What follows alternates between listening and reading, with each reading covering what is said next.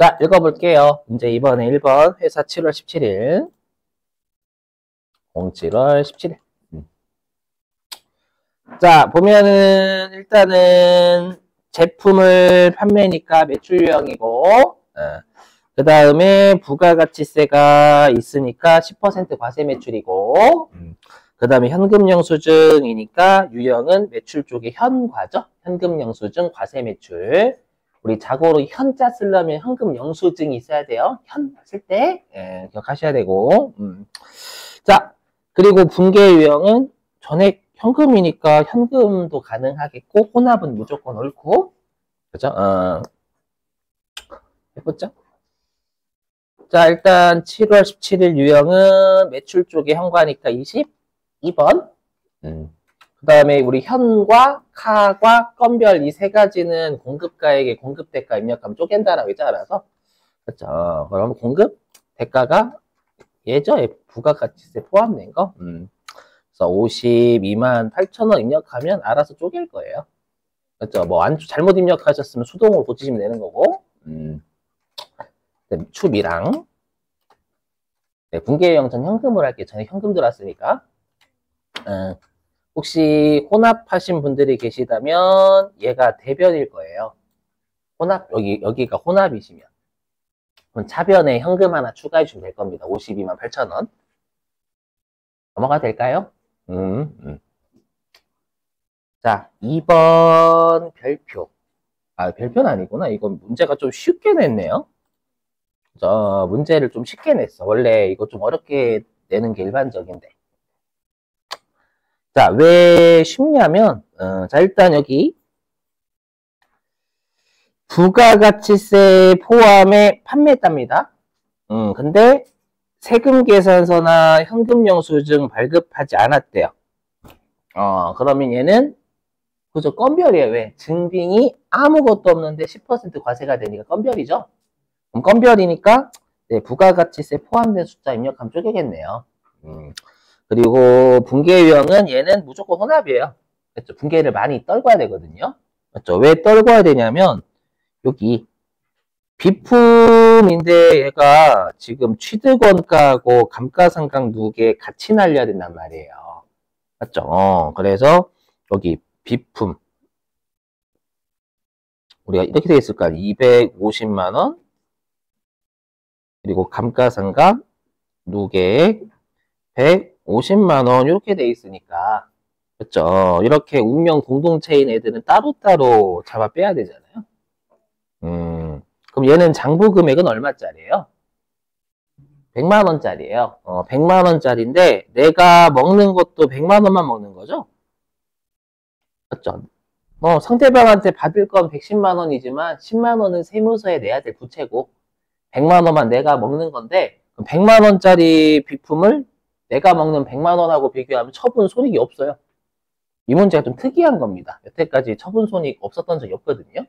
그렇죠? 그래서 다시 한번 리마인드 하면 장부 금액과 부가가치세 제외한 처분 금액하고 비교해서 유형자산 처분 손익 구하시는 거 잊지 마시고 그렇죠? 그리고 받을 건 부가가치세까지 같이 받아야 되는 거고 받을 건 그러니까 보통예금 계좌로 받아야 될 건 부가가치세 포함이니까 110만 원 받아야지. 그렇죠? 자, 거래처력을 생략하래요. 개인이란 아무튼 자 그러면 유형은 건별 공급가액은 부가가치세 포함된 건 입력하면 쪼갤 거고 그러니까 건별 카과 현과 아니면 공급대가를 주면 나누기 1.1 꼭 하셔야 돼요. 자 거래처는 걸지 말라고 했고 분계 유형은 보통예금 계좌인데 무조건 혼합. 자 그럼 뭐부터 먼저 해야 되냐면 요거 비품 날리고 감독 날리고 이렇게 따로따로 그럼 비품은 자산이니까 날리는 거 대변 여기에 비품 금액은 250 이거 분계 중요하죠. 여러분 이거 회계 1급이든 세무 2급이든 감가상각자산 처분하는 거 시험에 잘 내요 진짜로. 무조건 대비하고 가셔야 돼요. 그 다음에 차변에 감가상각 누계액이 코드 플러스 1이다 라고 했죠? 이거 나중에 쉬운 거 할 때 외워주시고 세무 2급을 계속 하는 이유는 회계 1급 때는 좀 우리가 컴퓨터만 두들겨도 할 수 있는 애들이 좀 있어요. 그런 애 나중에 하는 게 좋아요. 맞죠? 나중에 컴퓨터 두들기기만 하면 뭔가 한 번만 하면 되는 애들은 연습할 필요성이 없으니까 거의 끝날 때쯤 해도 무리 없어요. 그렇죠? 근데 세무 2급의 세법이나 이런 것들은 한 번 해가지고는 바로 안 돼요. 그래서 좀 시간이 필요해서 그래요. 여러분 괴롭히려고 하는 게 아니라. 그렇죠? 저도 가만히 앉아서 이렇게 하면 너무 행복해. 아까 너무 행복했거든요. 이렇게 해가지고. 죄송해요. 됐죠? 그러니까 이렇게.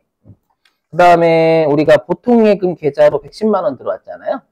차변에 보통예금 이렇게. 그래서 처분 손익이 없어요. 됐죠?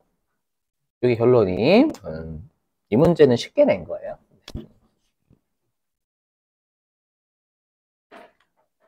자, 그 다음에 이제 3번 별표.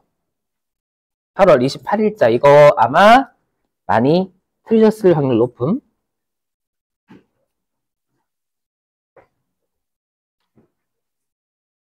자, 일단은요, 여기 수입 세금 계산서를 받았어요. 맞죠? 근데 세액이 54만 원이 있어요. 맞죠? 54만 원이 있는데, 원재료를 수입했으니까 매입세 공제가 되는 수입세금 계산서. 그러면 수입입니다. 08월 28일. 수입. 그 다음에 공급가액은 여기 540만 원이라고 있죠? 맞죠? 질문. 거래처 어디? 그렇죠. 인천세관입니다. 여기 있으면 지읒되는 거예요. 얘 아니야, 얘 아니야. 그렇죠. 지금이 이렇게 있지만 여러분 이 증빙 안 주면 요거 위에 건단 말이에요. 왜? 왜 아니야? 외국에 있는 사업자는 우리나라에 부가가치세를 안 내요. 안 내니까 세관장을 가상의 공급자, 부가가치세를 걷기 위한 가상의 공급자로 본다라고 했죠. 그래서 세관장이 부가가치세를 징수하니까 부가가치세와 관련되어 있는 상대방은 세관장입니다. 요 해외 놈이 아니라. 맞죠? 그래서 인천세관 거셔야 돼. 알았죠? 주의. 진짜. 수입에서 가장 많이 낚이는 게 여러분 여기다가 외국 거래처 거는 거예요. 자, 수입 전자니까 0. 그 다음에 현금으로 납부했으니까 혼합도 되고 아니면 현금도 되고. 이 뜻이 뭐냐면 재고자산에 대한 회계 처리는 생략할 것이라고 돼 있잖아요. 이게 뭐냐면 이거예요. 굳이 표현하자면 우리가 이제 그 L, Q, T, E, C, H한테 있잖아요. 얘한테는 540만 원 주겠지. 540만 원 얘가 가져가는 거예요. 맞죠? 그러면 얘한테 내가 분개를 하면 원재료 540만 원. 대변에 현금 나갔다라고 하면 현금 540만 원 이렇게 할 거잖아요. 이거는 일반 전표 입력에 해야 돼. 그렇죠? 근데 지금은 메인 매출 전표 입력이니까 이건 하지 마라라는 거예요. 그렇죠? 그리고 우리가 이제 세관장 있잖아요. 세관. 세관한테는 부가가치세만 주는 거잖아요. 그렇죠? 그럼 부가가치세 54만 원 주면 요거 매입세 공제돼야 안 돼요? 돼요, 여러분들. 그렇죠? 매입세 공제해주니까 원재료 못 써요. 매입세 공제될 때는 부가세 대급금 써야지. 그렇죠? 그럼 지금 세관장한테 주는 건 일반 전표 입력에도 끊기고 수입세금 계산서 받았으니까 위쪽에도 신고서에도 들어가야 되고, 그러니까 메인 매출 전표 입력 문제니까 위에 누구야? LQ 테크 있잖아요. 얘한테 원재료 매입한 분계는 생략하라는 거예요. 위쪽에 입력을 못하니까 신고서에 갈놈에. 이해되심? 그래서 이거 원재료로 바꾸면 큰일 나요. 부가세 대금입니다. 그래서 이렇게. 그래서 보시면 아시겠지만 컴퓨터가 알아서 이렇게 수입이란 유형 걸면은 세관장이 540만 원은 세관장이 부가가치세를 걷기 위한 가상의 공급가액이다라는 걸 인지를 해요. 인지해서 54만 원만 잡는 게 이상하지 않으셔야 돼요, 여러분들이. 바꾸지 말아요, 제발. 그래서 수입 쪽은 이론이 되게 중요해요. 논리적. 자, 이런 애들 조심하셔야지. 이런 애들에서 틀리면 안 됨. 특히 메인 매출 전표 입력에서 틀리면 큰일 납니다. 여러분. 많이 틀릴수록. 자, 그 다음에 4번. 자, 구입이고요. 부가가치세 있고요. 그 다음에 카드입니다. 네, 그러면 지금 영업부 직원에게 제공할 다과류니까 매입세 공제가 되는 카드니까 매입 쪽에 카과. 근데 조심하실 건 구입한 곳은 가맹점 째려보시면 돼요. 과자입니다. 과자나라. 그렇죠? 카드 회사 거시면 안 돼요. 분계 유형은 뭐 혼합도 되고 카드 거래면 가급적 카드 거시는 거 추천드린다라고 했죠. 그래서 9월 2일 날 유형은 매입 쪽에 카과, 공급가액은 그냥 부가가치세 카과니까 부가가치세 포함액 입력할게요. 뭐 알아 쪼개겠지 뭐. 여기는 판매하거나 구매한 거래처라는 거 잊지 마시고 여기는 이쪽은 그러면 구매한 곳이 과자 나라. 그 다음에 블럭이 쳐져 있어 습관성 F2번. 네, 여기 법인카드, 국민카드, BC카드네.